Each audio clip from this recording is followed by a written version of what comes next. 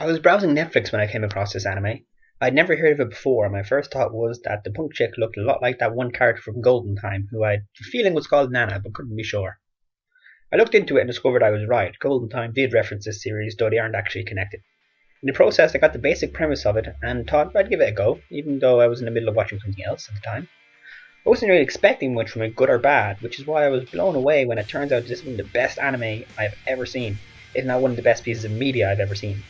The writing, characters, and style is just so well done. But first, I guess I should give you some context and tell you what the show is about. Two 20-year-old girls from different parts of the country are heading to Tokyo by train and sit next to each other. They strike up a conversation and discover that not only are they going to Tokyo because they plan to move there, but they're also both called Nana, Komatsu Nana and Osaki Nana to be precise. After getting off the train, they depart, never expecting to see each other again, but a few days later they meet each other when checking out the same apartment and decide to split the apartment to save the rent. Despite their names and living situation, they are very different people. Komatsu Nana, later given the nickname Hachiko because she reminds everyone of a puppy, is a somewhat naive and admittedly self-centered country girl who has the habit of falling in love too easily. Osaki Nana is a punk rocker trying to make her fortune in the music industry. They both have very dependent personalities, though for very different reasons, and expressed in very different ways, leading to them fast becoming good friends. The rest of the story is generally about their lives. The band scene is a large part of the series, though it serves more as a setting than a focal point of the narrative. Nana does set up a band with three other people, all of which become major characters with their own plotlines, and her longtime boyfriend Ren is part of another band that has made it big, each of its four members becoming major characters. Actually no, Naoki doesn't really do anything, but the others are super important. Overall, the characters are fantastic, and are the driving force of the story. Each of them is well developed and fleshed out, even the ones that get significantly less screen time.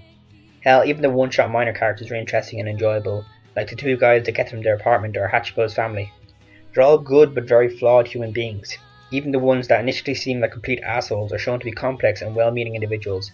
Hachiko's college friends who moved to Tokyo before her tend to get a lot less screen time than everyone else, which is a shame since they're really good characters, but I suppose unintentionally growing distance from people is a part of life and it's displayed well.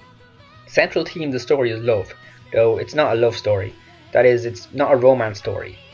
At first glance it looks like it might be some kind of Yori situation, but it's not. Despite the occasional tease in universe, it's made very clear that both the Nanas love each other as friends and love their boyfriends a great deal too. Really, it's about different types of love and how they affect us as people, why it's so crucial to be loved, and, more than anything, the pain that can arise from love. Love is not depicted as an all-conquering force. It shows that while it's never wrong to love, too much love can very easily bring more sorrow than happiness. But it's not all doom and gloom or soppy relationship stuff.